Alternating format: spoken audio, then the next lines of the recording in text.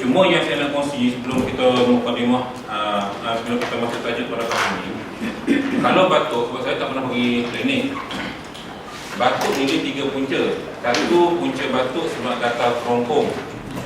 Okay. Yang kedua, punca batuk sebab panasan dalam, yang batuk tu. Yang ketiga, punca batuk sebab paru-paru ada masalah. Jadi rawatan tak sama. So, kalau batuk macam saya sekarang, dia lebih kepada gatal kerongkong. Okay. Bila gatal kerongkong ni kena makan Hex dan sebagainya, okey lah. Okay. Tapi kalau macam batuk punca paru-paru, kita kena rawat paru-paru. Dia tak guna rawat kerongkong. Jumpa doktor 4 klinik pun tak guna, sebab dia tak membantu nak memulihkan batuk sebab punca paru-paru sejuk. So, bila sejuk kita akan jadi batuk. Maka kaedah sebaik kita kena sapu minyak but-but atau minyak gaiton di kawasan paru-paru ikut pusingan bawah 7 kali. So bila dia panas, dia akan berhenti batuk. Yang keduanya, kita boleh minum minyak gaiton campur dengan madu dan satu sudu. Minum je, jangan dengan boleh batuk. Itu kalau batuk berpunca daripada paru-paru. Kalau batuk panas, kan kadang-kadang kita panas dia batuk, itu kena rawat dengan cuka buah tin. Cuka buah tin tadi kita bancuh dengan air setengah cawan, taruh madu satu sudu, air suan, dan kita minum sehari 3 kali. Jadi batuk tadi akan reda, sebab cuka tadi dia menyejukkan bahan panas dalam badan. Nah, ini kaedah rawatan untuk saya share pada pagi ini. Sebab saya tak pernah jumpa doktor, saya batuk saya rawat sendiri je. Hari ni ada doktor. Ada doktor ni. Tak kita ada.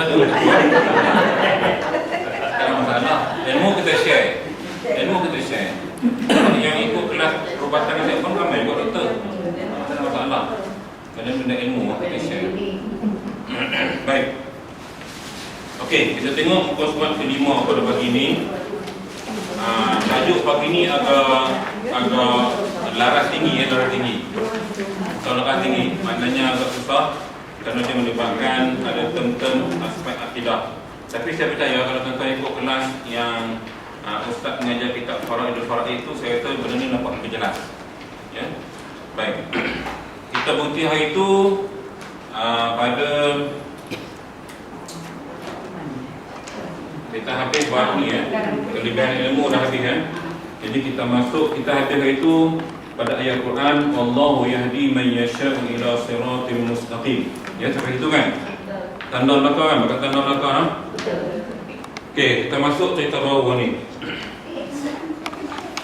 Kita pakai apa? Tanda belakang ni. Ya. Sampai itu kan? Yang tu saya tak terjemah ni, kita ulang balik lah sebab kita baca kan. Kau dah baca tu kan? Baik. Tak apa. Saya ulang balik. Siapa duduk ni? I'lam annahu, cuba berhenti bagi yang kita berhenti itu. Saya ulang bacaan balik.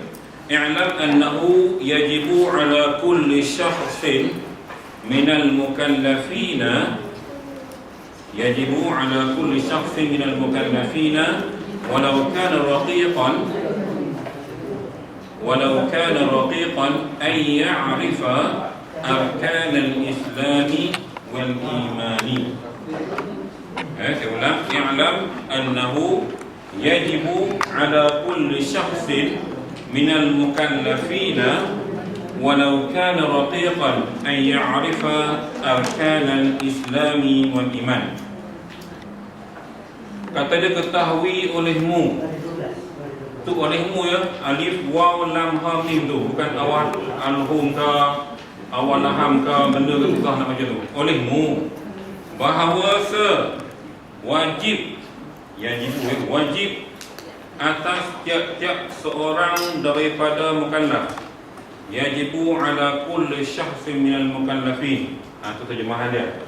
Tiap-tiap seorang daripada mukallaf, setiap kita yang akan balik, okey, sama ada perempuan atau lelaki, ni wajib, yang hukum wajib.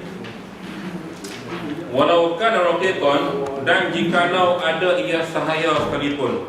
Maknanya walaupun orang tu hamba sahaya, asalkan dia balik, cukup umur, ay ya'rifa arkan al-islam wal iman, bahawa dia diketahui ia akan rukun Islam dan iman. Ni faham ya? Islam wajibkan, bila dia kata wajib, yajibu ni wajib. Bila cukup umur, anak kita memang dah cukup umur kan, dah lebih cukup dah pun, dah sampai ke tahap nak habis. Wajib kita kena tahu apa itu rukun Islam, apa itu rukun iman. Ni cerita dia. Yajibu ala kulli wahid minal mukallafin an ya'rifa arkan al-islami wal iman. Dia wajib mengetahui rukun Islam dan rukun iman. Dia baca ayat Arifah. Tuan-tuan mengaji Arab, dah ada ustaz tanya ke belum alamat nasab, alamatul nasbi? Belum. Kan, dia bila ada an, lan, bila kalimah fi'il mudhari', maka kalimah di ujung ni kena baca dengan fathah. Ayya'rifa, ayya'lama, ayya'kula, ayyaktuba.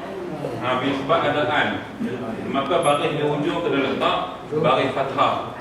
Nanti akan datang ustaz tu akan ajarlah. Dipanggil alamatul nasbi, tanda-tanda nasab, tanda-tanda baris fathah bila ada an. Itu saya ajak kalau bunyi bawah kan, bunyi fi, bunyi li, dibaca baris di bawah. Ini disebut istilah bahasa Arab. Yang tu tuan-tuan dalami dalam kuliah bahasa Arab dengan ustaz yang mengajarlah. Baik. Fa arkanul islami khamsatun. Tun macam tun. Fa arkanul islami khamsatun, an tashhada an la ilaha illallah wa anna muhammadan rasulullah wa tuqima as-salati wa tu'tiya az-zakati wa tasuma ramadana wa tahujjul baital harami in istata'ta ilaihi sabila. Wa arkanul islam khamsatun, an tashhadu an la ilaha illallah wa anna muhammadar rasulullah wa tuqima as-salati wa tu'tiya az-zakati wa tasuma ramadana wa tahujjul baital harama in istata'ta ilaihi sabila. Maka bermula rukun Islam itu 5 perkara. Khamsatun. Okey, 5 perkara. An tashhadu an la ilaha illallah, iaitu bahawa naik saksi. Dia tulis kitab saksi. Jadi orang Melayu duk mengarang nama ni huruf sin dia hilang, dia jadi syin. Naik saksi engkau bahawa tiada Tuhan yang disembahkan dengan sebenar-benarnya melainkan Allah, dan bahawasanya Nabi Muhammad pesuruh Allah. dan engkau mendirikan sembahyang, dan engkau memberi zakat, dan engkau puasa Ramadan, dan engkau haji akan Baitullahil Haram jika kuasa engkau berjalan kepadanya. Pergi haji jika mampu, ya, jika mampu. Baik, di sini tuan kita ni dia tak huraikan apa itu rukun Islam, sebab nanti dia akan huraikan dengan detail soal sembahyang, puasa kemudian. Jadi dia tak huraikan tentang rukun Islam, dia hanya sentuh rukun iman kejap lagi. Jadi tuan-tuan jangan pelik kenapa dia cuma cerita itu je, dia tak hurai. Lepas ni Makhlina lepas ni. Baik, terus lagi. Wa arkanul imani sittatun.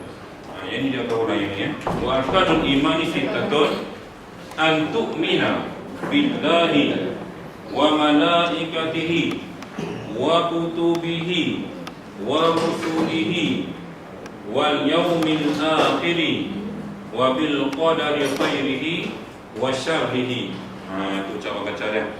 Wa arkanul imani sittatun, an tu'mina billahi wa malaikatihi wa kutubihi wa rusulihi wal yaumil akhiri wa bil qadari khairihi wa syarrihi.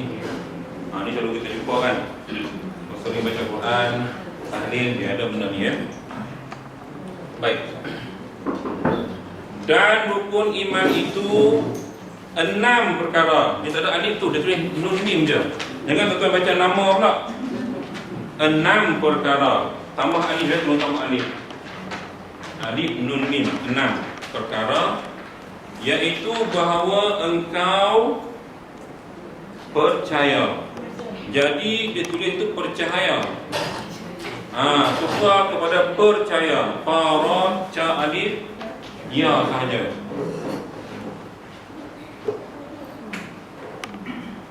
Dia percaya. Dengan percaya lain. Ada bahasa baru kita. Ini jauh lama, ya. Percaya lebih kepada daripada perkataan cahaya. Dia dalam ejaan Jawi, cerita sikit. Bila ada AHA, macam cahaya kan, ataupun eja bahaya kan, maka huruf pertama ni dia tak boleh terima alif. Kita eja bahaya, lagu tu. Ya pun tak boleh terima alif. Kaya, saya tak boleh terima alif. Lebih lagi kalau ada huruf AHA, dia panggil huruf AHA, huruf pertama C ni tak boleh terima alif. Sebab tu bila kita baca Allah Maha Kaya, dia eja gitu je. Maha, dia tak eja mi alif, ha alif. Pasal ada AHA. Ini dia panggil hukum AHA sampai menjauhi lah. Sebab itu huruf mim ditegas ada alif. Ini kaedah Jawi, tulisan Jawi. Sebab dia ikut kaedah Jawi lama juga dalam konteks ni. Ya. Baik. Tak faham tanya, ya. Percaya akan Allah dan segala malaikatnya. Bila maksud segala ni tuan-tuan, termasuk yang wajib dan yang tak wajib kita tahu. Yang wajibnya 10 tu lah. Yang tak wajib ni yang tugas-tugas umum. Saya dah ajak, saya ingat 2 minggu lepas kot, ya. Macam tugas umum malaikat ni seperti menyengarakan bayi dalam kandungan, yang jaga darah berjalan dalam badan kita, yang jaga telinga kita semut tak masuk. Sebab tu bila kita mati semut masuk, orang sumbat kapas. Sebab malaikat yang jaga tu dah meninggalkan kita, ya. Itu maknanya bila dia kata segala tu, semua tak kira hak wajib dan yang tak wajib, kita kena beriman, percaya. Dan segala kitab-kitabnya, maknanya Al-Quran, Taurat, Zabur, Injil dan juga Suhuf, ya. Jadi sekarang baru ni diviralkan kitab Injil yang asal dah dijumpai di Turki setelah 12 tahun hilang. Dan kabarnya dia akan terjemahkan, sebab dalam kitab yang asal itu, yang Old Testament tu asal, dia ceritakan pasal yang Nabi Isa tidak disalib. Dia cuma diangkat ke langit. Ini kebenaran yang ditunjukkan dalam Al-Quran dan juga dalam kitab tu. Kalau kita tunggu dah lihat apa akan berlaku selepas ini. Dan segala rasul-rasulnya, bukan setakat yang kita tahu 25 orang ya. Jadi dalam akidah kita, rasul yang wajib diketahui, bilangan rasul 313. Yang wajib kita ketahui 25. Dan 25 itu yang ulul azmi ada 5. Ya, Muhammad, Ibrahim, Musa, Isa, Nuh. Itu yang patut kita tahu sejarah ataupun kisah mereka dalam Al-Quran, dalam sejarah, kalau boleh kita hafal. Sebab itu mereka juga ulul azmi kerana banyak menempuh dugaan dan cabaran. Dan segala rasul-rasulnya dan hari yang kemudian, maknanya hari akhirat. Ya, heboh baru ni pasal bunyi trompet di Israel kan. Bentuk awan bulat tu. Ini dah 2 kali isu trompet berbunyi ni. Itu petanda-petanda bahawa dunia dah menunjukkan kepada hari akhir.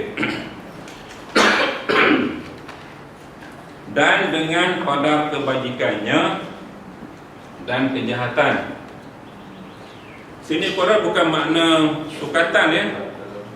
Makna kita kena beriman dengan takdir Tuhan, sama ada takdir baik ataupun takdir yang tidak baik yang berlaku kepada kita.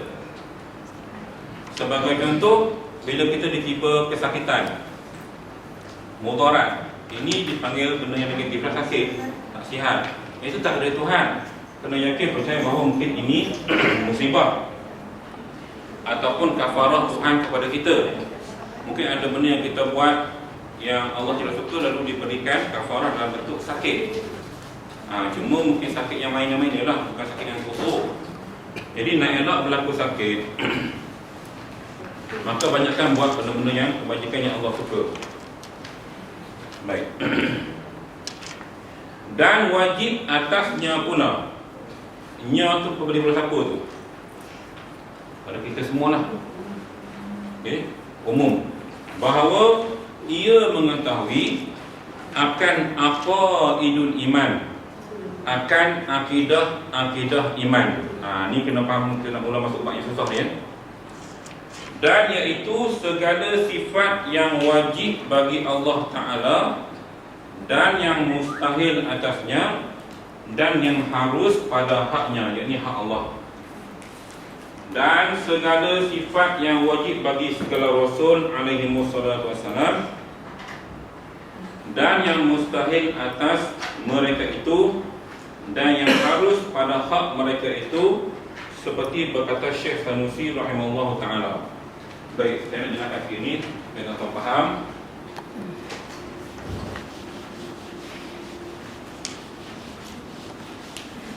Bila dia kata di teks tadi, antu mina billahi, kita ambil perkataan maknanya beriman dengan Allah. Maka di sini kata dia tak lengkap kecuali kita kena tahu apa itu sifat yang wajib bagi Allah, sifat mustahil dan sifat harus.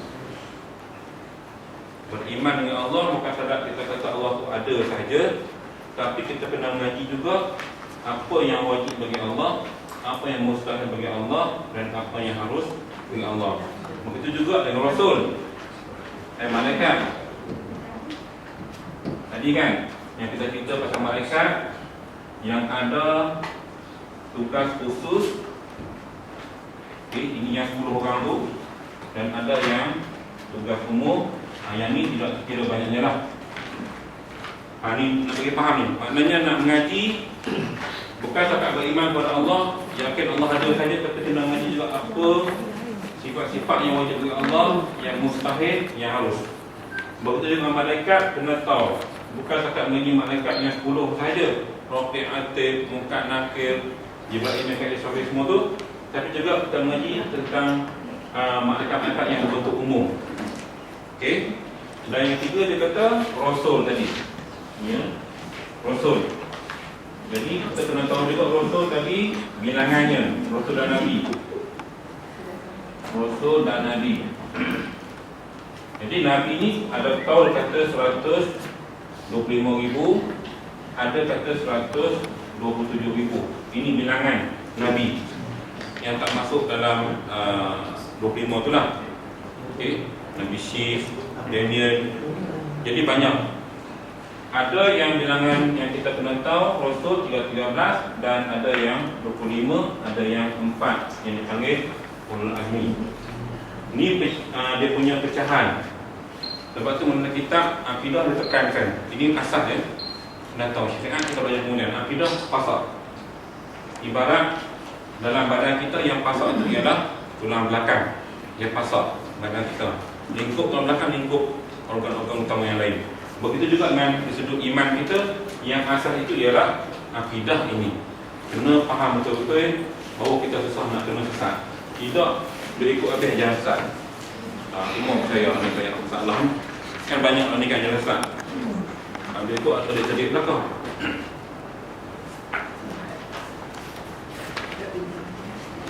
Okey, seperti berkata Syekh Sanusi rahimahullah ta'ala.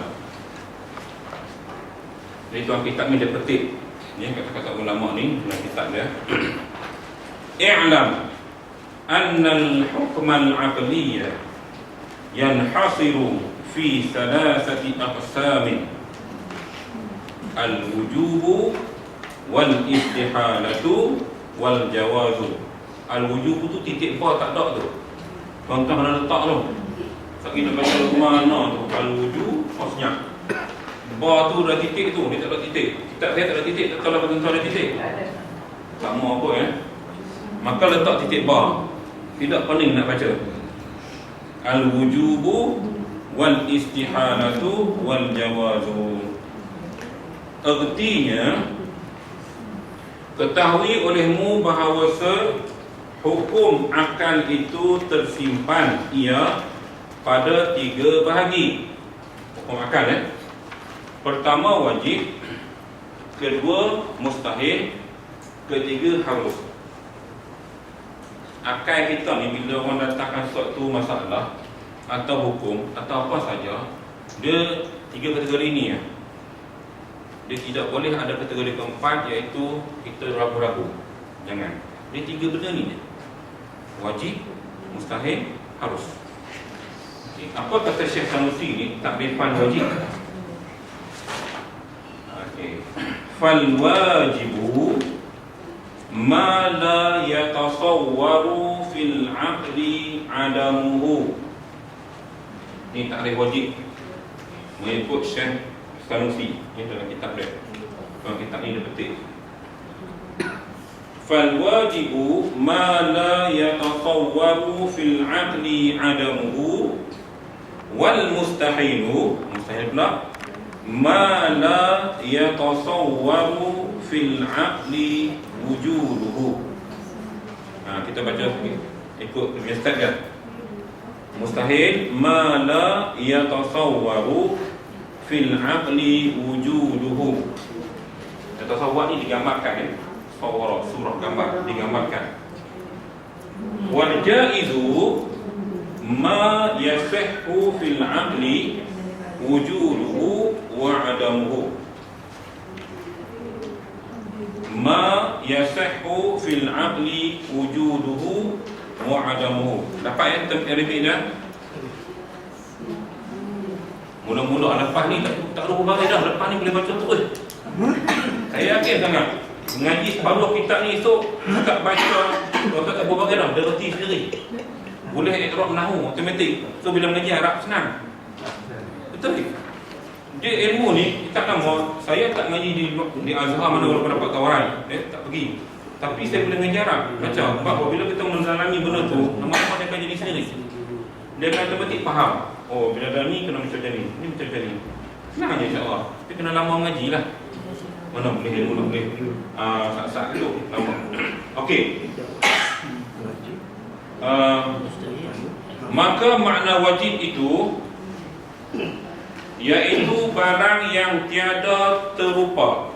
Rupa bentuk terupa. Jangan tuan-tuan baca Eropah pula, terupa. Atau barang yang tiada diterima pada akan ketiadaannya. Maksudnya akal tak boleh terima kalau benda tu tak ada.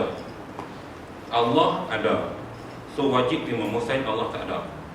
Cuma kita nak faham dalam konteks bahasa Melayu moden, senang ceritanya bila Allah itu sifatnya ada, maka wajib kita percaya. So bila orang kata tak ada, itu benda yang di luar akal. Jadi ada satu cerita berlaku. Ada seorang ustaz yang mengajar kitab lama kepada mu'allaf. Dia baca lah, bermula Allah itu ada, mustahil Allah itu tiada, wajib Allah itu ada. Mu'allaf Cina masuk Islam, tak faham kat tangan. Ustaz, you cakap betul-betul itu Tuhan ada ke tak ada? Dia tak faham sebab dia mengajar bahasa lama pada orang baru masuk Islam. Memang tak boleh. Kita tak dah lama kan, baru tak boleh. Jadi guru tadi kena jelaskan balik dalam konteks bahasa moden supaya faham. Mana senang cerita Allah itu ada, mustahil Allah tiada. Yang pasti Allah tu kena ada. Jadi ada, kita kena yakin wajib. Ini istilah wajib. Percaya bulat-bulat, jangan teradut ya, jangan rasa ragu. Ini masalah. Begitu juga dalam konteks apa sahaja perubatan. Mungkin kadang-kadang pandangan kita berbeza dengan pandangan doktor-doktor. Saya selalu sebut pada pesakit, walaupun hanya air penawar, saya selalu sebut kan, kadang-kadang kita tahu bahawa ia mampu menyembuhkan penyakit orang. Tak tentu. Sebab kalau akidah kuat, kalau kita mengaji kitab lama, bagaimana wali Allah dulu, kita tak nak murid dia bahawa awak yakin yang Fatihah, awak boleh berjalan atas air. Budak tu hari tu main kuliah awal, Tok Guru dia heran, pasal faham main awal. Dia kata saya sampai awal sebab boleh berjalan atas air. Tuan Guru pesan, yakin dengan Fatihah boleh berjalan. Dia yakin, so boleh berjalan atas air. Tuan Guru tak yakin, baca Fatihah tenggelam. Nampak tak? Itu dipanggil akidah. Macam contoh mungkin pernah tengok slot ceramah Ustaz Amin, Tuan Amin kan, dia sebut ayat surah At-Takwir itu, was-subhi idza tanaffas wal-laili idza as'as was-subhi idza tanaffas. Dan dia minta kita baca dengan ayat akidah. Maknanya ayat akidah dia bersangkut-paut dengan keyakinan kita yang kuat pada Tuhan bahawa kalau waktu pagi kita bernafas, was-subhi idza wal-laili idza as'as, bila malam kita rehat, kita silakan. Dan pagi kita bernafas, kita yakin kita letak tangan di sini, dia mampu merawat masalah paru-paru kita di sudut pernafasan dan juga penyakit lain. Tapi akidah kena kuat. Maka sebab itulah dalam beberapa hal kita umat Islam, kalau tak kuat benda ni payah, memang payah. Memang payah. Jadi keyakinan kena kuat pada Tuhan. Sebab tu nak mengaji sifat kita ni tuan. Tu nak terang bagi faham hari ni, kena bagi betul-betul yakin. Apa saja kita buat, insya-Allah Allah akan balas dan akan ada kebaikannya selepas itu. Itu wajib. Baik. Dan kedua, wajib itu Mustahil. dan makna mustahil itu iaitu barang yang tiada diterima pada akal akan adanya. Waalaikumsalam. Maknanya kalau kata Allah tiada, itu sifat mustahil. Dan agama semua percaya pada Tuhan. Cuma kepercayaan pada Tuhan tu ikut masing-masing punya pemahaman. India banyak agama dia. Kalau kita baca kitab Veda tu, India punya kitab yang Dr. Zakir Naik hafal tu, saya tak hafal, baca dia mengaji je dulu. Buddha pun mengaji, Kristian pun mengaji. Maka ni di UAL dulu pun ambil kalau kita belajar perbandingan agama. Semua agama mengaji. Tapi yang kita pegang Islam. Cuma kita mengaji untuk pengetahuan kita lah. Sebenarnya kita dapat faham apa yang berlaku, apa yang ada dalam pemahaman agama juga. Baik. Itu mustahil. Kalau orang cakap Allah tak ada, itu mustahil. Kalau senang faham bahasa dia, cakap ikut bahasa ini payah. Ya. Baik. Dan harus. Dan makna jaiz itu iaitu barang yang sah pada akal adanya tiada. Harus Allah itu mengadakan sesuatu dan mentiadakan sesuatu. Itu hak Allah. Sifat Allah dia. Saya nak buat, ada macam semalam bulan besar. Dia dapat besar, itu sifat Allah Ta'ala kita dapat lihat. Cuma kita tak dapat malam tadi pasal mendung. Dia Kaabah hanya di Mekah nampak besar tu. Sebab bumi dekat sangat dengan bulan. Nak cerita apa tuan-tuan? Walaupun Tuhan dah atur perjalanan pitaran planet itu sebegitu rupa, kadang-kadang Tuhan nak tunjuk kuasa dia boleh dekatkan. Nampak tak? Semua malaikat jaga ni. Kadang-kadang dia tunjukkan juga kehebatan dia, supaya kita boleh lihat betapa indahnya alam ciptaan Tuhan. Sebab tu kita dalam Quran Tuhan sebut pada ta'qilun, maka kamu tidak berfikir. Tengok kejadian Tuhan, semua ada manfaat pada manusia. Bayangkan seandainya bulan gelap, tak bercahaya, kalau elektrik tak ada, mesti gelap. Tapi bila elektrik tak ada, bulan ada, kita masih nampak cahaya tu. Itu kehebatan, kekuatan cahaya pada bulan tadi. Baik. Wa yajibu ala kulli mukallafin syar'an, wajib ke atas setiap mukallaf. Kita jemaah ruku berada jemaah tu berada. Ay ya'rifa ma yajibu fi haqqi maulana jalla wa'ala. Ay ya'rifa ma yajibu fi haqqi maulana jalla wa'ala wa ma yastahilu wa ma yajuzu wa kadha yajibu alayhi an ya'rifa mithlu dhalika fi haqqi Rasul alaihi wassalatu wassalam. Dan wajib atas tiap-tiap mukallaf pada syarak kita semua ya, bahawa mengenal barang yang wajib bagi zat Tuhan. Zat Tuhan kita Jalla wa'ala. Jalla tu yang maha agung lah penggelaran ya, untuk Allah. Macam saya tulis tadi lah ya, kena tahu apa yang wajib bagi Allah, apa yang mustahil ni. Saya dah buat dah rajah sini ya, supaya nampak jelas. Dan barang yang mustahil, dan barang yang harus. Dan demikian lagi, demikian lagi baca dia, wajib atas setiap mukallaf bahawa mengetahui ia akan barang yang wajib bagi zat sekalian Nabi yang mursal, maknanya yang diutuskan. Mursal diutuskan ya. Dan barang yang mustahil atas mereka itu, dan yang harus bagi mereka itu alaihi wassalam. Semuanya terungkap dalam rajah yang saya buat ni ya. Allah, Rasul. Cuma dia tak sebut malaikat, dia sebut Allah dan Nabi. Ini sebut malaikat membantu Allah. So kita tengok yang sama kita lah, manusia, Nabi. Maknanya kena tahu apa yang wajib bagi mereka ini dan yang mustahil bagi mereka. Tahu akidah kita jadi mantap. Ni pun nak cerita apa wajib. Famimma. Tu baca famimma ya tuan-tuan. Dia mim yang kedua tu dia hilang sikit bawah pada fa. Tuan pasal ya. Famimma yajibu li maulana jalla wa ala 20 sifatan. Wa hiya al-wujudu wal qidamu wal baqa'u wa mukhalafatu lil hawadisi wa qiyamuhu bi nafsihi. Ni dia hurai tentang qiyam bi nafsihi. La yaftaqiru ila mahallin wala ila makhassasin. Itu tafsiran dia kepada qiyam. Jadi kita nak cerita dalam bahasa Melayu. Wal wahdaniyatu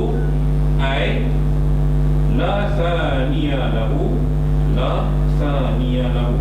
Jadi dekat dengan putra macam la thaniya lahu fi zatihi wala fi sifatihi wala fi af'alihi. Fahadhihi sittu sifatil ula nafsiyatun wa hiya al-wujudu wal khamsatu ba'daha salbiyatun. Ni saya akan lukis lebih faham lagi ya. Okay, baik. Kita baca dia punya terjemahan dulu baru saya terangkan. Maka setengah daripada barang yang wajib bagi Tuhan kita Jalla wa'ala 20 sifat, yaitu wujud, artinya ada, dan qidam, artinya sedia, dan baqa' artinya kekal, dan mukhalafatuhu lil hawadith artinya bersalahan bagi segala yang baru. Jadi kita huraikan, saya baca dulu. Dan qiyamuhu binafsih artinya berdiri Allah dengan sendirinya, tiada berkehendak kepada zat dan tiada berkehendak kepada yang menjadikan ia. Dan wahdaniyah artinya esa, dan maknanya tiada yang mendua ia baginya. Baca itu ya, mendua ia baginya. Tak sama lah, tak ada dua bagi Allah. Mendua, dia mim nun dan waw alif ya. Sepatutnya mim nun dan waw mendua, kemudian alif ya dia. Dia guna short form pula. Rupanya Dawi lama ada short form itu kan. Ini kan dari baru je. Dawi lama ada short form juga. Pada zatnya dan tiada pada sifatnya dan tiada pada perbuatannya. Maka inilah 6 sifat. Yang pertamanya itu sifat nafsiyah, iaitu wujud. Dan yang 5 yang kemudiannya itu sifat salbiyah. Tengok sini ya, boleh faham. Dia pecah lagi yang 20 ni.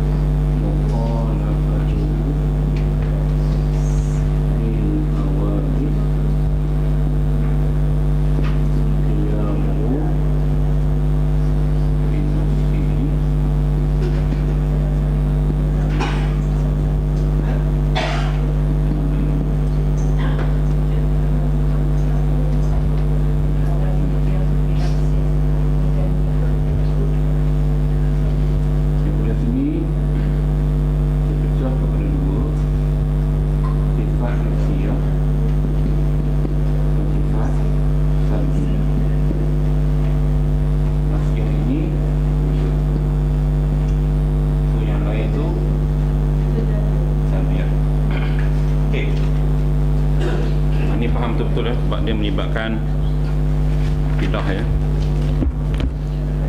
Baik, saya percaya kita di zaman remaja kita sampai lah ni, kita dah mengaji banyak tempat dah tuan kan. Sifat luhur kita memang banyak tempat dah kita mengaji. Sampai orang boleh buat nasyid wujud, tidak, mubah, seterusnya lah. Dalam kitab mana-mana akidah Ahlussunnah wal Jamaah, khususnya di bahagian Asia Tenggara, bahagian kita lah ya, yang mazhab Imam Syafi'i, dia memecahkan lagi yang 20 tu kepada beberapa kategori. Nafsiyah, salbiyah, ma'ani, ma'nawiyah. Ada 4 bahagian. Yang kita nak mengaji hari ni, tengok 2 dulu. Okay, faham? Dari 6 yang pertama, wujud, tidak, baqa', mukhalafatun lil hawadith, qiyamuhu binafsih dan wadaniyah. Daripada sini dia pecah kepada 2. Satu sifat nafsiyah, yang kedua sifat salbiyah. Nafsiyah ini sifat individu. So, individu iaitu wujud, hanya kembali kepada Allah. Ni yang ni, wujud ya. Ada tulis. Salbiyah ini sifat penafian. Penafian maknanya bila kita kata qidam. Qidam maknanya sedia. Allah sudah sedia ada. Sedia wujud. Kita tak ada, dia dah sedia. Anytime, get ready. Kita diarahkan baru get ready. Betul tak? Tapi Allah sudah get ready anytime. Itu qidam, sudah bersedia. Macam mana Allah bersedia, jangan tanya. Akal tu tak mampu nak tengok macam mana persediaan Allah. Tetapi itulah sifat dia. Maka bila orang menafikan, itu disebut salbiyah, kita tak boleh menafikan bagaimana Allah tu bersedia, macam mana bersedia, kita tak tahu. Tetapi Allah tidak, bersifat sedia. Umpama kita nak memasak, menyediakan bahan-bahan masakan, dah ready, kita sedia untuk memasak. Tapi kita ada permulaan, Allah tak ada. Maksudnya on the spot, anytime, dia memang bersedia. Ataupun contoh kedua, kita nak naik kenderaan, kita pakai tengah kereta. kita bersedia. Mungkin persediaan kita dua keadaan. Pertama, persediaan kita takut roadblock, aman. Yang kedua, persediaan kita keselamatan, takut aksiden. Kita ada lagi tu kemungkinan-kemungkinan. Allah tak ada, dia bersedia. Masya-Allah. Kena faham ni sebab surat kita. Kemudian baqa, kekal. Bila kekal, dia tidak ada penghujung, dia tidak binasa. Kekal forever. Kita ada pengakhiran dulu, mati, hidup semula. Alam lain pula. Kan manusia ada banyak alam kan. Alam roh, alam rahim, alam dunia, alam barzakh dan alam akhirat. Ada 5 alam yang kita lalui. Alam roh, alam rahim, alam dunia, alam barzakh, alam kubur dan alam akhirat. Ini kita. So sekarang kita berada di alam dunia. Kita dah lalui 2 alam. Bahkan kita masuk alam kubur, dipanggil alam barzakh. Kemudian akan masuk alam akhirat. Nak tahu susah tak susah di alam akhirat bergantung kepada alam barzakh. Lulus checkpoint sini, kita akan mudah alam akhirat. Gagal checkpoint yang alam kubur ini, susah kita alam akhirat. Melihat susah atau senang alam kubur, melihat kita akan lihat pula bagaimana keadaan kita di alam dunia. Ikut tak ikut peraturan atau tidak ikut peraturan. Ada begitu keadaannya. Dia berkait. Ya. Kalau kita tak ikut peraturan, kita dah dibimbing, diajar. Ilmu agama kita belajar, untuk ustaz beri ceramah, dengar YouTube dan sebagainya, kita dah diajar. Tapi kalau kita langgar juga, salah kita bila malaikat saman itu, kita jawablah dengan nama Allah. Itu istilah bahasa kita senang faham ya. Baik. Berbalik pada sini, maka kita lawan dengan Allah, kita akan binasa. Tapi Allah kekal selama-lamanya. Maka itu sebab dipanggil nafian. Maknanya kita menafikan.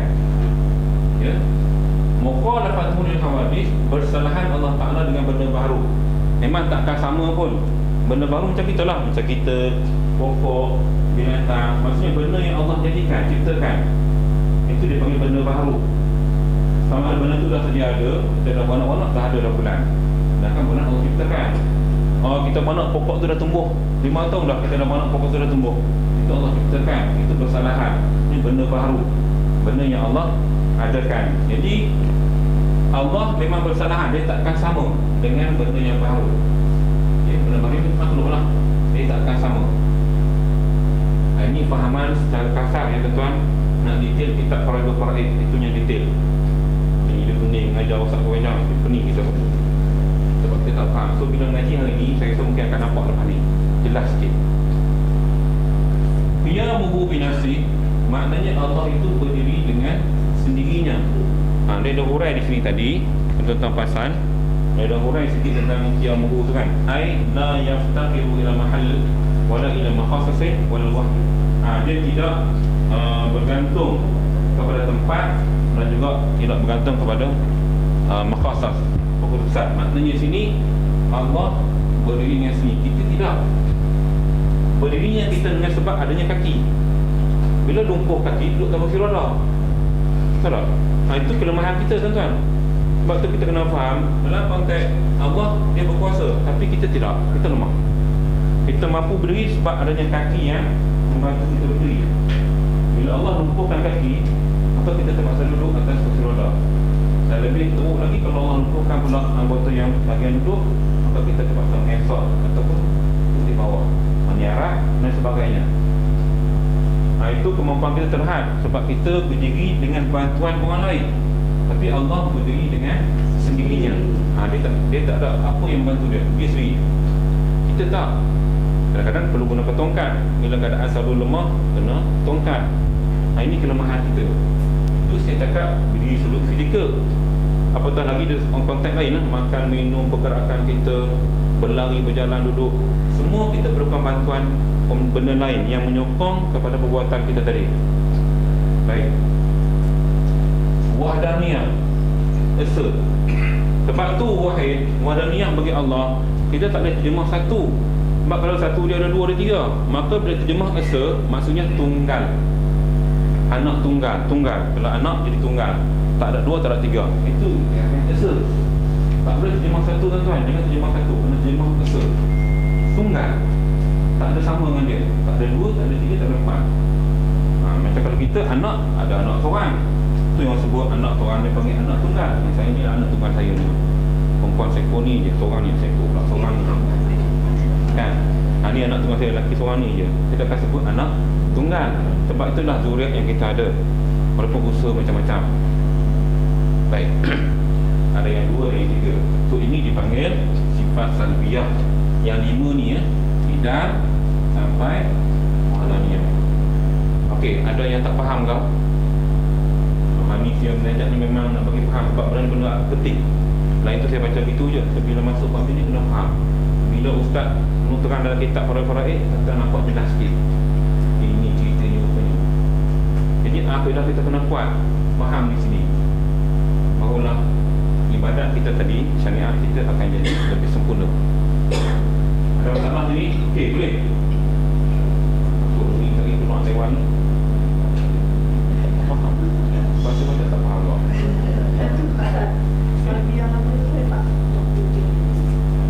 Salbiah ini, apa nama salbiah?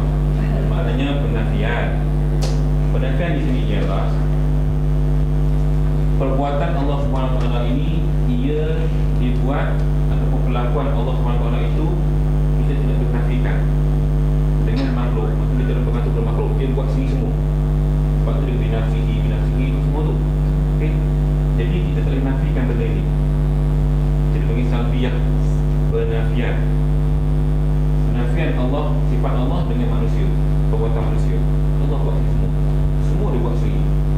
Everything dia buat, dia sendiri semua. Persediaan dia, kekalan dia, kesalahan dia dengan benda yang baru takkan sama. Benda yang sendirinya takkan sama macam kita. Maknanya takkan sama dengan perbuatan manusia. Itu kena faham. Okey, baik. Sebenarnya bab akidah ni perlu tuan-tuan dalam sangat pun mesti jadi bengong pula. Kita bukan ahli tarekat Kalau ahli tarekat dia akan faham lebih tuan. Dia tak boleh nampak, tak boleh nampak cahaya tu. Itu ahli tarekat. Kita bukan tarekat, kita orang awam. Mengaji sekat awam je lah. Orang tarekat tak apa, dia boleh berzikir 1000, 2000 sebab dia dah nampak, dia punya hati dah nampak. Dia nampak, bukan kata nampak zat Allah. Dia hubungan tu kuat, dekat. Tu tariqah, jalan. Kita nak jadi begitu. Tak tahu lah pada malam ni dengan keadaan kita sekarang. Semua kita rasa menangkap orang tak. Nak fokus fikir. Tak boleh, ini memang susah. Kita susah. Sebab tu tarekat dia kena mengaji dengan imam yang mursyid. Bukan yang mampu banyak. Macam Nasyabaniyah ni, ada yang muktabar, ada yang tak muktabar. Itu juga jadi isu tu kan. Jadi begitulah. Bila nak mendalami betul-betul hakikat iman kita dengan Allah Ta'ala, kita kena join tarekat. Faham? Ketika itu tuan-tuan berzikir 100 tak puas, nak 200, nak 300. Begitu. Tapi sekat amalan kita orang awam, kita tak mampu tuan-tuan. Hidup kita hari ni tak mampu.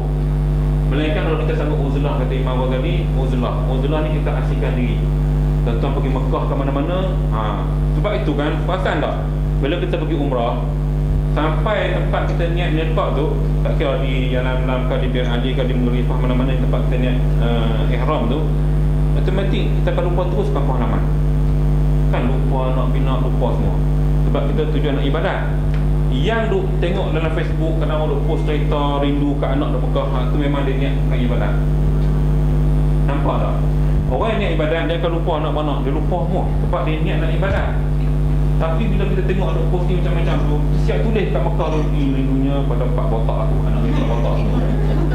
Contoh, maknanya dia pergi tu bukan setakat nak ibadat, dia pergi shopping-shopping, suka beli gelar, beli tasbih, beli jubah, betul kot. So, bila nawai tu daripada awal dia dah tak kenal, sampai ke sana tak ke mana ibadat. Dia banyak shopping. Sebab tu kita kena betul niat. Kita amal berniat, betul niat pada awal. Bila kita pergi sampai sana, dia akan lupa semua. Maka kita boleh fokus kepada ibadat. Sebab tu kita boleh duduk sampai 8 waktu, 8 hari, kadang-kadang sampai tak balik asrama, tak balik ke hotel, punya seronok ibadat.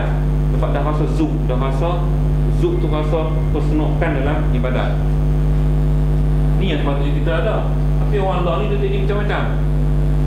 Bila kita cek-cek, dia balik kepada pendapatan kita balik, rezeki kita. Ada yang tak berkat. Ini yang saya dapat banyak maklumat. Pergi dengan duit yang kurang berkat lah. Dia tak kata duit tu haram ya, gaji dia juga. Tapi bila kita cerita itu, bila gaji kadang-kadang kerja 8 jam kan, gaji orang bagi kita kata 8 jam tu RM50 seharian. Kita macam nak jam 20 jam 2 jam ni duk mampu minum teh tarik, putih canai, duk chat, main Facebook apa semua, maka keberkatan gaji tadi yang RM50 tu mungkin RM30, RM20 lagi tak berkat. Kita bunuh juga. Tu yang kita tak wahlah tu, pergi ibadat tak khusyuk dan sebagainya. Sebab tu tuan-tuan pasal setengah-setengah anak dia orang agama kita, dia sanggup berhenti kerja pasal itu macam saya. Senang cerita. Sebab kita takut tak cukup jam kita kerja, rezeki kita dapat, jadi tak berkat hal lebih tu. Tuhan tarik. Bila berhenti kerja, kita urus sendiri kan. Kadang-kadang rezeki tu lebih banyak, lebih berkah. Kadang-kadang saya pun pelik, waktu makan gaji tu saya jarang nak bersedekah kat masjid. Minggu sekali je lah Jumaat. Tapi bila tak ada gaji, Fajr pula hari-hari sedekah pasal masjid dekat rumah, boleh jadi juga.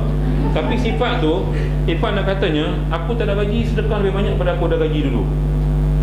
Maka tuan-tuan lihat di sini, sebab tu saya pesan itu kan, yang pencin semua kira balik, cuci balik duit kan.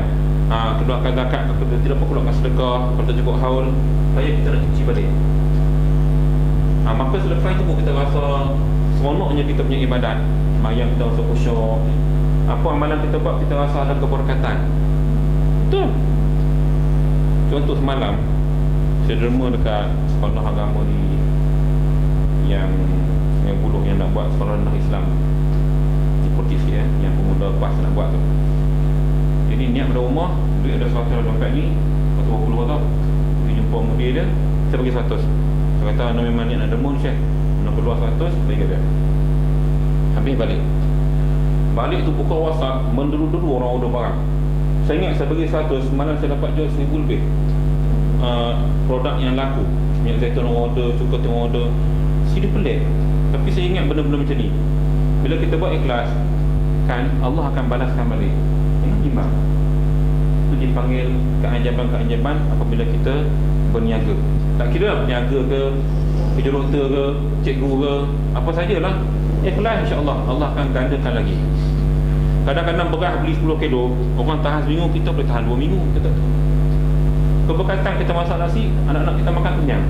Mungkin 2 pot cukup untuk 6 orang anak. Tapi bila tak pekat, 4 pot tak cukup. Tambah. Perut stokin ke? Tak jadi juga.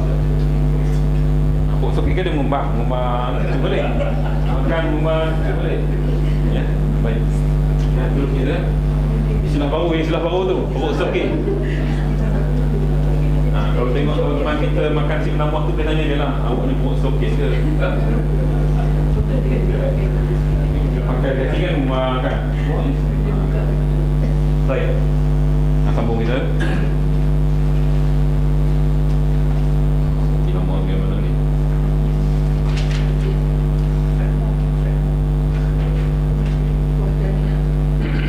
Baik. Dan wahdaniyah artinya esa dan maknanya tiada yang mendua ia baginya, ada zatnya dan tiada pada sifatnya dan tiada pada perbuatannya. Itu keesaan Allah Maka inilah 6 sifat. Yang pertama itu sifat nafsiyah, iaitu wujud. Dan yang 5 yang kemudian itu sifat salbiyah. Summa, sambung kita. Summa yajibu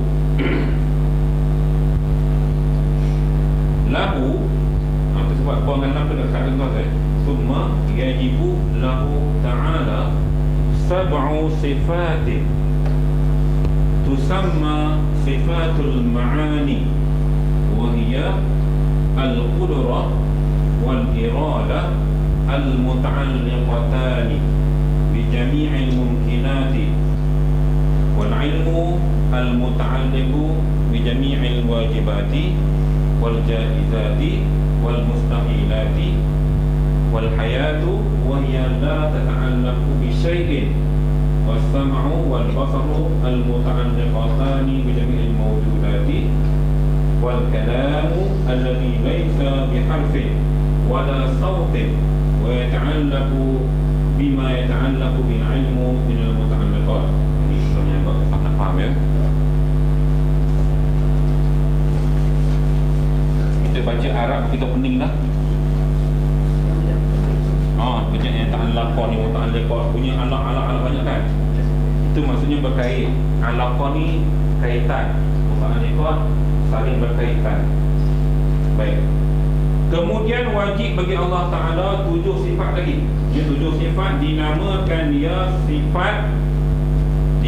dia sifat ma'ani. Di sini ya. Tambah lagi 7. Di sini yang dipanggil ma'ani, dia bermula daripada qudrah sampailah kalam.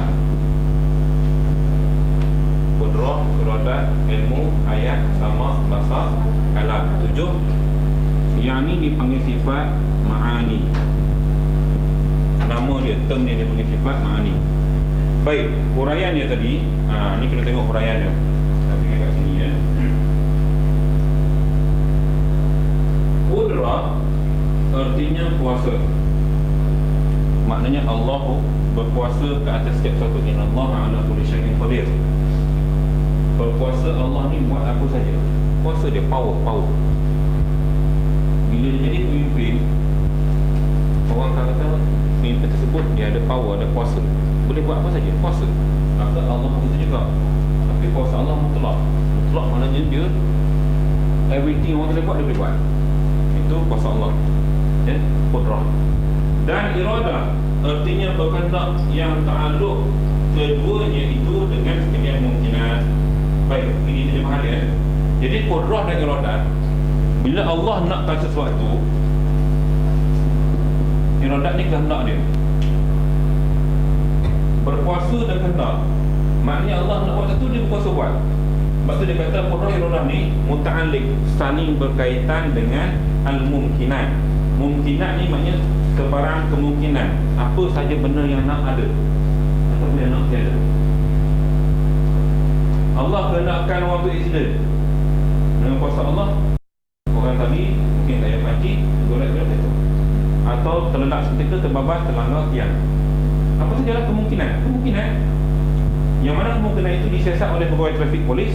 Dia punca kemalangan, brake tidak makan ni. Dia tahu brake, dia ikut dia lah.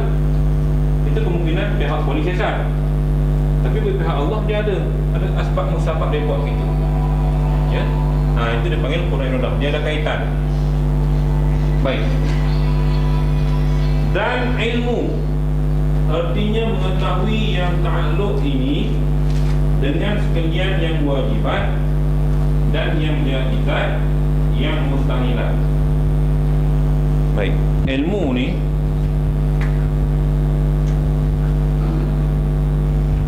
saya cerita itu kan minggu lepas. Ilmu Allah Ta'ala yang beri kepada kita ibarat ayat yang dipatuk oleh burung dalam kisah Nabi Musa dengan Nabi Khidir. Tuan ingat tak cerita tu? Saya cerita minggu lepas. Orang dua minggu lepas. Kan saya ceritakan kisah Nabi Musa Nabi Khidir kan naik kapal, naik perahu laut. Tiba-tiba datang seekor burung dekat ujung kapal itu, perahu tu, burung terpatuk ayam yang laut. Bila patuk ayam laut, burung tu terbang habis. Kemudian Nabi Khidir tanya Nabi Musa, wahai Nabi Allah Musa, tahukah kamu berapa banyak air yang diminum oleh burung tadi? Musa kata, aku tak tahu. Maka Nabi Khidir kata, itulah disebab ilmu yang Allah beri kepada manusia, iaitu air yang burung tu patuk tadi membanding ilmu Allah yang sangat luas. Sebab tu dia kata dalam kitab ni, ilmu Allah ni dia ta'aluk dengan banyak benda, sama ada benda tu benda yang wajib, benda yang haram, benda yang mustahil. Sebab dia meliputi semua. Kita terbatas tuan, otak kita terbatas. Paling terror PhD profesor, paling terror di dunia lah bila dapat gelaran profesor. Itu dianggap orang yang hebat. Tapi sekarang hebat-hebat dia pun dia hanya menjurus kepada disiplin ilmu itu saja. Bukan semua disiplin ilmu. Mungkin dia profesor bahagian, kita kata betina. Saya kenal seorang profesor Dr. Syahri di UPN. Dia hebat profesor bahagian lembu tuan. Dia PhD, dia boleh tahu lembu kibah ekor kiri kanan, dia boleh tahu pasal ekor. PhD di bidang tu. Tanya kita tak tahu buat lembu dia kibah ekor belah kanan sangat pasal ekor. Dia tahu. Hasil dia buat kajian waktu tu. Itu dia pakar lembu. Budak lagi Syahri di UPM Petri lah. Pergi jumpa dia, saya kenal bapak dengan saya. Maka dia buat kajian tentang lembu. Dia PhD dari situ. Dan dia dapat profesor. Memang dia mahir bab lembu. Tanyalah lembu, gigi lembu berapa, lidah lembu asal ke mana, dia tahu semua. Bab lembu ni dalam kepala otak dia. Sebab dia profesor dalam bidang tu. Kalau yang UPM punya PC sekarang, Vice Chancellor Nur ini, dia pakar bahagian ayam.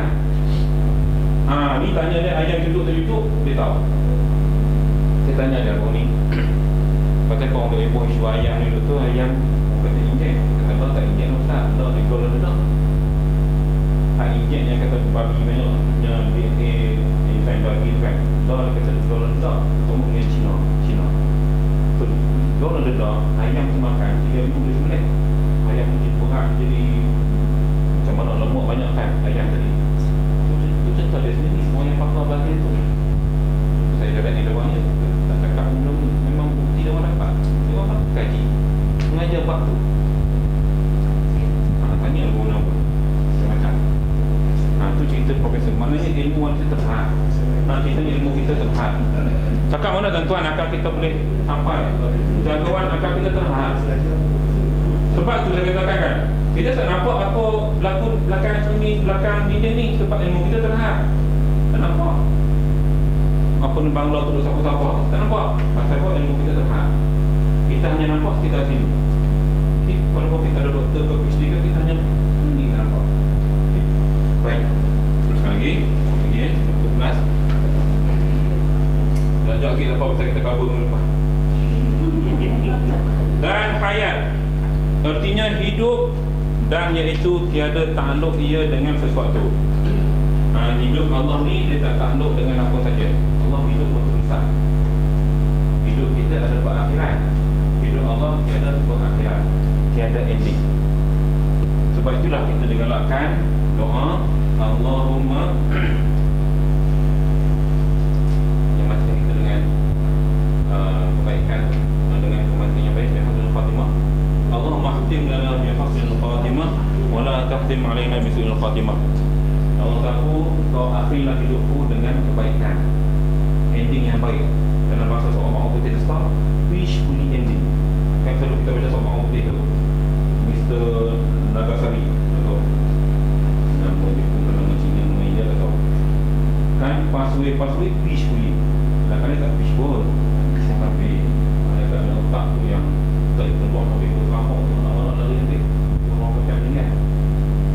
Kita nak semua boleh kan najis keluar kan, pasal orang meninggalkan najis keluar. Itu sebab kuatnya rentapan malaikat. Kalau najis tu berterabak, mana begitu kuat malaikat mau menarik roh tadi terbang ke badan sampai dia push terbang habis najis semua. Anda tak kena buat kajian, tengok itu tanda dia. Sebab tu orang yang husnul khatimah najis sudah sikit je turun. Kemudian bila kita mandikan jenazah, tekankan dia keluar. Tapi kalau yang tepuk malaikat tak, itu apa tu? Ini realiti tu kan. Sebab tu kita kena doa. Dan antara amalan yang baik yang Allah pesan dalam hadis baginda, kalau boleh biar ending kita tu ending yang bukan terkejut, yang bukan mati terkejut, aksiden ke, jatuh pokok ke, cekik jiran ke dan sebagainya yang terkejut. Maka banyakkan bersedekah kepada Allah.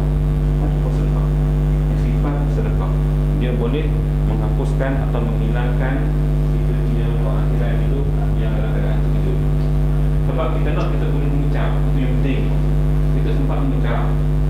Kalau terkejut, apa nak ajak kita sebab tengah jalan kan? Melainkan kalau tak manfaat, Allah inginkan kita seketika untuk menyebut. Biar kita duduk ada anak dunia kita, ajak kita mengucap. Itu paling bagus. Baik. Sebab tu Harundi dia nak tinggal, dia buat semua anak-anak dia tinggal menantu dia seorang tu. Belum tentu kita tahu. Dia dah tahu lah. Tak apa, orang lagu tu dia kasyaf, dia Allah beri ilham, kita tak tahu. Kalau kita memang tak tahu. Tahu-tahu peluang ni meninggal, kita tak tahu. Jadi itulah kita di dunia kena jaga lah. Baik. Dan sama dan basar artinya mendengar dan melihat yang takluk, yang bergantung kedudukannya dengan sekalian mawjudat. Ini manusia pun ada juga. Maka tiada takluk kedudukannya itu kepada yang mustahil, dan takluk kedudukannya dengan yang wajib, dan yang harus dengan syarat jika ada yang harus itu mawujud kerana setengah yang harus itu mawujud kerana setengah yang harus itu tiada ada wujudnya. Ini kita kena faham. Kita senang fahamnya gini. Basar dan kalam, basar, samah dan basar. Pendengaran, penglihatan. Bila dia takluk dengan mawujudat, dia ada kaitan dengan manusia hari inilah. Kita juga melihat dan mendengar. Tetapi pendengaran kita terhad. Kita mungkin tak dengar apa berlaku di sebelah sana. Pada telinga kita setakat tu tambah-tambah tak baik telinga 5 kilo. Lagi tak dengar. Saya baru ni rawat sakit di masjid tu lah. Dia pekak. Saya tak tahu dia pekak. Perempuan.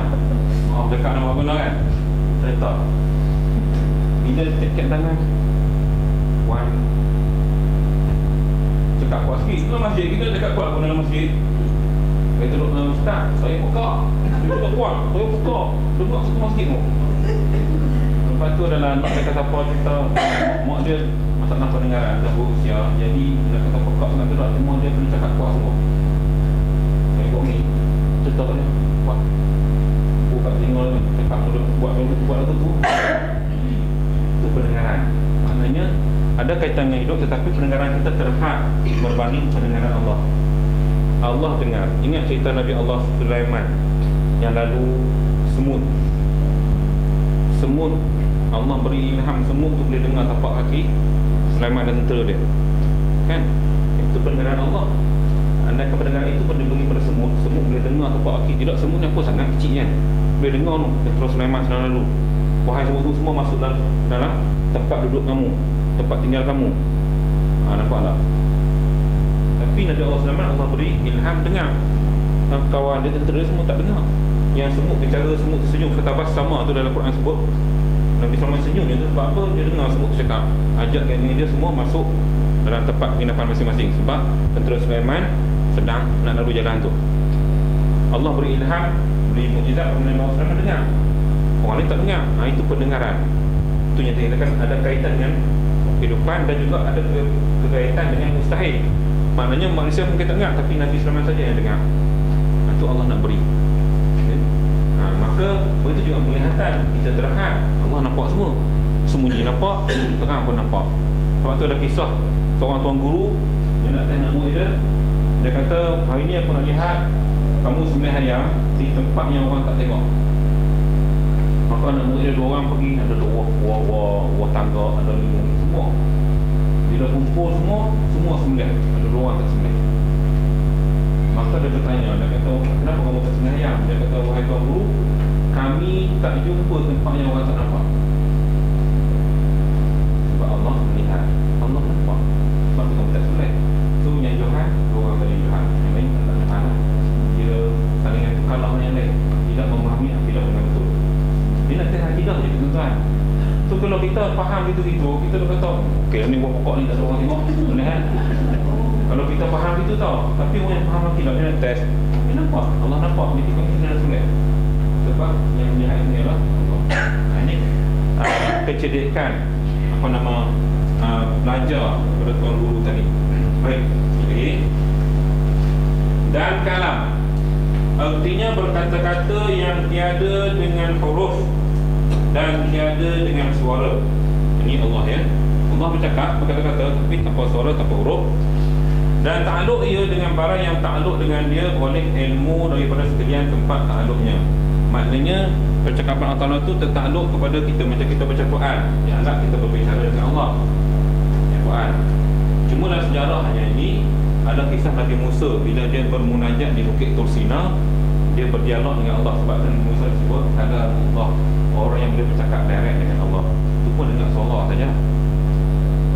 Kisah Nabi Musa kat kata Nabi Tafsir ada kan, dia Nabi Musa yang boleh bercakap dengan Allah. Itu bermunajat dengan suara dia. Sebab itu dalam kita belajar ilmu akidah ni kena faham betul-betul sifat yang kita ada hari ini amat terhad, amat terbatas ya, berbanding dengan sifat Allah yang maha luas, yang tanpa ada jarak, tanpa ada sempadan, tanpa ada batasan, tanpa ada limitation. Dia terlalu luas. Tak kira sebab apa pun. kita ada limit tu. Ya tuan-tuan. Jadi saya rasa kita mungkin pada kalam pada kalam. Kita akan sambung minggu depan summa sab'u sifat sama sifat ma'nawiyah. Kita sambung itu tuan-tuan.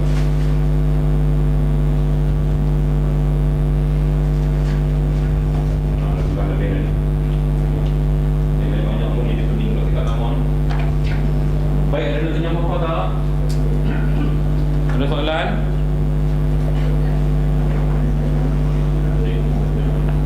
Nak tanya, kita tutup majlis. Ya. Ataupun kita tutup dulu ya, kalau ada soalan. Jadi setakat itu dulu, mudah-mudahan dapat faham ya. Yang kita majlis ini agak panjang sikit, tapi saya rasa mungkin dapat sedikit penjelasan dan pencerahan daripada kekaburan-kekaburan yang mungkin kita ada dalam kepala otak kita selama ni. So nampak cerah sikit kan? InsyaAllah ya, mudah-mudahan. Jadi sama-sama kita tutup majlis kita dengan membaca tasbih kifarah dan surah Al-Asr. Subhanallah wa bihamdika asyhadu an la ilaha illa anta astaghfiruka wa atubu ilaik. Bismillahirrahmanirrahim. Al-'asr innal insana lafi khusr illa alladhina amanu wa 'amilus solihat wa tawassaw bil haqqi wa tawassaw bis sabr. Aqulu qawli wa astaghfirullahal 'azim wa li wa lakum. Wassalamu alaikum warahmatullahi wabarakatuh. Bismillahirrahmanirrahim. Alhamdulillahirabbil alamin wassalatu wassalamu ala rasulillah wa ala alihi wa sahbihi ajma'in. اللهم ارحمنا بالقرآن العظيم واجعله لنا إماما ونورا وهدى ورحمة. اللهم ذكرنا منه ما نسينا وعلمنا منه ما جهلنا وارزقنا تلاوته آناء الليل وأطراف النهار واجعله لنا حجة يا رب العالمين. صلى الله على سيدنا محمد وعلى آله وصحبه وسلم والحمد لله رب العالمين. والله منكم.